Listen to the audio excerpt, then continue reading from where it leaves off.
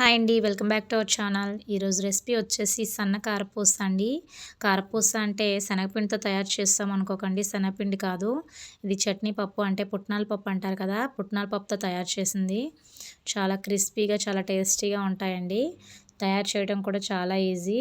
పిల్లలు కూడా చాలా ఇష్టంగా తింటారండి. ఇవి కరకరలాడుతూ ఉంటాయి కదా! అందుకని ఇష్టంగా తింటారు. చూడండి ఎంత క్రిస్పీగా ఉన్నాయో. ఇవి అసలు ఆయిల్ కూడా పీల్చవండి. ఇప్పుడు రెసిపీ విధానం చూద్దాం. 1 కప్పు పుట్నాల పప్పు తీసుకుందామండి. ఈ పుట్నాల పప్పుని మనం మిక్సీ పట్టుకోవాలి. ఈ పుట్నాల పప్పు మిక్సీ పట్టుకునేటప్పుడే ఒక 2 స్పూన్ల వాము అనేది ఇందులో వేసుకొని 2 మెత్తగా మిక్సీ పట్టుకోవాలి. ఇలా మిక్సీ వేసుకున్న తర్వాత జల్లించుకోవాలండి. చిన్న చిన్న రవ్వ లాంటివి మురంలాగా ఉంటే తీసేయాలన్నమాట.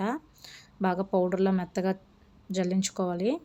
ఇందులోకి మనం 3 కప్పుల బియ్యపిండి తీసుకుందామండి. 1 కప్పు పుట్నాల పప్పుకి 3 కప్పులు బియ్యపిండి. 3 కప్పులు బియ్యపిండి కూడా ఇలా జల్లించుకోవాలి. ఎందుకంటే చిన్న చిన్న రవ్వలా ఉండేవి తీసేయాలన్నమాట. సన్నంగా కారం పోసు కదా! మనము ఆ గొట్టంలో వేసి కారపూస తిప్పేటప్పుడు దిగవన్నమాట. అందుకని ఇందులోకి మనం టేస్ట్‌కి సరిపడా సాల్ట్ వేసుకుందామండి. మళ్ళీ వాటర్ వేసాక సాల్ట్ అనేది కలవదు కదా! అందుకని పిండిలా ఉండేటప్పుడే సాల్ట్ వేసేసుకొని పిండంతా కలిసేలా కలుపుకోవాలి. సరిపోకపోతే వేసుకోవచ్చు. అంతా కలిసిపోయిన తర్వాత ఇప్పుడు టేస్ట్ అనేది చూసుకుందామండి. ఉప్పు సరిపోయిందో లేదో. ఇందులోకి వేడి చేసి నెయ్యి వేసుకోవాలండి. ఒక 2 గరిటెలు. నెయ్యి లేని వాళ్ళు వేడి నూనె అయినా వేసుకోవచ్చు. ఎందుకంటే గుల్లగా రావటానికంటే క్రిస్పీగా రావటం కోసం వేడి నెయ్యి అనేది వేసుకున్నాం. టేస్ట్ కూడా బాగుంటుందండి. మొత్తం పిండంతా బాగా కలిసేలాగా ఈ నెయ్యి మొత్తం కలుపుకోవాలండి.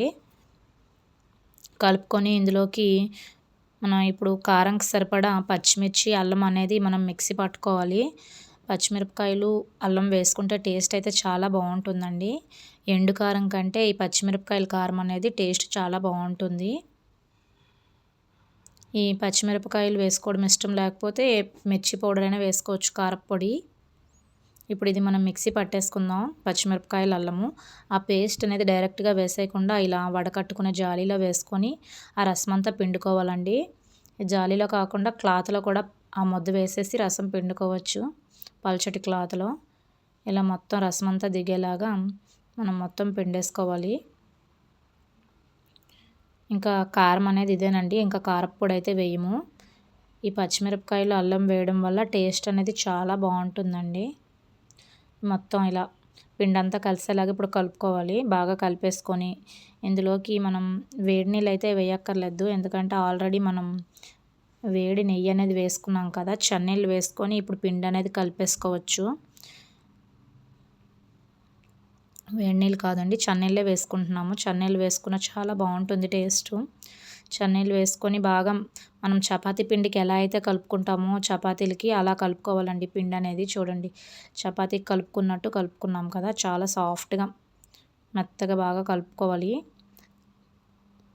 కలుపుకొని ఇప్పుడు మనం జంతికల గొట్టం ఉంటుంది కదా! ఆ గొట్టంలోనే సన్నంగా చిన్న చిన్న కన్నాలు ఉండే సన్న కారపూస ప్లేట్ అనేది పెట్టుకొని మనం జంతికలు ఎలా అయితే తిప్పుకుంటామో అలా ఇప్పుడు డీప్ ఫ్రైకి సరిపడా ఆయిల్ పెట్టుకొని ఆయిల్ కాగాక ఇంకా ఇంకోండి ఈ ముద్ద ఇలా జంతికల గొట్టంలో చిన్న సన్న కన్నాలు ఉండే ప్లేట్ పెట్టుకొని ఇలా తిప్పుకోవడమేనండి. మనం సన్న కారపూస వేసేసుకోవడమే. చూడండి ఇలా వస్తాయి. దీన్ని చిదిమేసుకుంటే మనం చిన్న చిన్న కారపూసలా అయిపోతుంది. చాలా టేస్టీగా ఉంటాయండి. పిల్లలు కూడా చాలా ఇష్టంగా తింటారు. చేయటం కూడా చాలా ఈజీ. నచ్చితే మీరు కూడా ఒకసారి ట్రై చేయండి. అలానే మన వీడియో కొత్తగా చూసేవాళ్ళు ఉంటే మన ఛానల్ని కొత్తగా చూసేవాళ్ళు ఉంటే ప్లీజ్ సబ్స్క్రైబ్ చేసుకోండి. ఇప్పుడు జంతికలు అన్నీ కారపూస అంతా వేసేసుకున్నాక పైన ఇంకా కరివేపాకు కూడా ఒకసారి డీప్ ఫ్రైలో వేపేసుకొని ఇలా వేసుకున్నాం అనుకోండి. చూడండి ఎంత క్రిస్పీగా ఉన్నాయో. ఇవి మనము డబ్బాలో గాలి తగలని డబ్బాలో వేసుకుంటే ఒక 1 మంత్ వరకు స్టోర్ చేసుకోవచ్చు అండి. ఇలానే క్రిస్పీగా ఉంటాయి. వీడియో కనుక నచ్చినట్లయితే లైక్ చేయండి. మన ఛానల్ని కొత్తగా చూసేవాళ్ళు ఉంటే ప్లీజ్ సబ్స్క్రైబ్ చేసుకోండి. Thank you.